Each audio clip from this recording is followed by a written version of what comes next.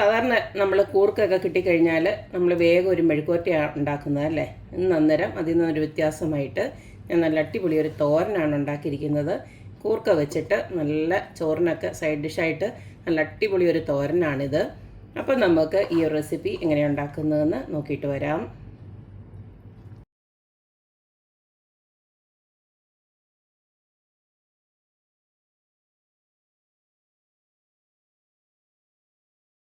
ഇന്ന് ഞാനിവിടെ ഉണ്ടാക്കാൻ പോകുന്നത് നമ്മുടെ കൂർക്ക വെച്ചിട്ടുള്ളൊരു തോരനാണ്. കൂർക്ക അല്ലെങ്കിൽ ചീവക്കിഴങ്ങ് എന്നൊക്കെ പറയുന്നത് അതുപോലെ ഞാൻ അരിഞ്ഞ് ക്ലീനാക്കി എടുത്ത് റെഡിയാക്കി വെച്ചിട്ടുണ്ട്.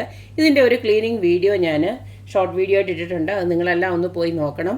ഒരു 80% നമുക്കത് ക്ലീൻ ചെയ്തെടുക്കാൻ പറ്റും. വളരെ സിമ്പിളായിട്ട് തന്നെ എടുക്കാൻ പറ്റും. കാരണം നമ്മളെല്ലാവർക്കും കൂർക്ക ഭയങ്കര ഇഷ്ടമാണ്. പക്ഷേ അതിൻ്റെ ക്ലീനിങ്ങിൻ്റെ മെനക്കേട് ഓർത്തിട്ട് മാത്രമാണ് നമ്മൾ അതൊന്ന് മാറ്റി വെക്കുന്നത്. എന്തായാലും ആ ഒരു ഷോർട്ട് വീഡിയോയുടെ ലിങ്ക് ഞാൻ ഡിസ്ക്രിപ്ഷനിൽ ഇട്ടേക്കാം. എന്തായാലും ഞാൻ ഈ ഒരു രീതിയിൽ ചെറുതായിട്ടാണ് അരിഞ്ഞെടുത്തിരിക്കുന്നത് തോരനായതുകൊണ്ട് തന്നെ. അപ്പോൾ ഈ ഒരു രീതിയിൽ കൂർക്ക നമ്മൾ അരിഞ്ഞെടുക്കുക.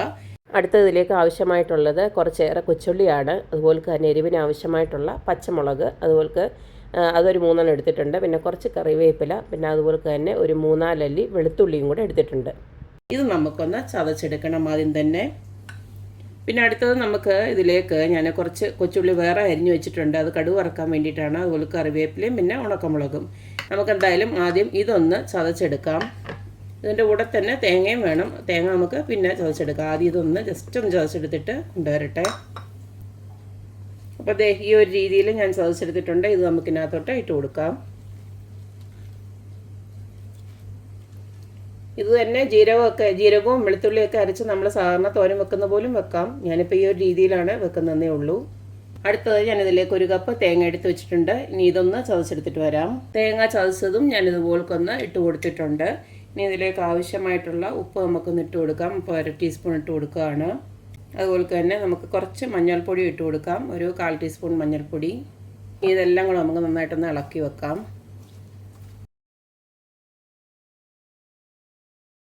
ഇനി നമുക്ക് കടുക് വറുത്ത് തോരന് വെക്കാൻ തുടങ്ങാം. തോരൻ വെക്കാനായിട്ട് ഇതുപോലൊക്കെ ഒരു പാൻ അടപ്പിലോട്ട് വെച്ച് കൊടുത്തിട്ടുണ്ട്. ഇതിലേക്ക് വെളിച്ചെണ്ണ ഒഴിച്ച് കൊടുക്കാം.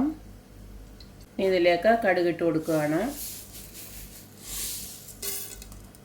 കടുക് പൊട്ടി വരുമ്പോൾ നമ്മൾ അരിഞ്ഞു വെച്ചിരിക്കുന്ന കൊച്ചുള്ളിയും അതുപോലെ തന്നെ കറിവേപ്പിലയും മുളകും ഒക്കെ ഒന്ന് ഇട്ട് കൊടുക്കാം.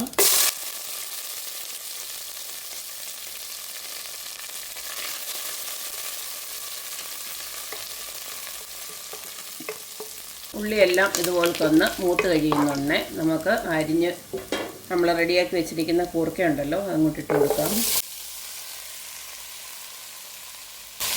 നമ്മൾ ചെറുതായിട്ട് അരിഞ്ഞുകൊണ്ട് വലിയ വേവൊന്നുമില്ല. എന്നാലും നമ്മുടെ മിക്സിയുടെ ജാറ് കഴിയതും ഈ ഒരു ബൗൾ കഴിയതും ഇത്തിരി വെള്ളമൊന്ന് ഒഴിച്ചു കൊടുക്കാം.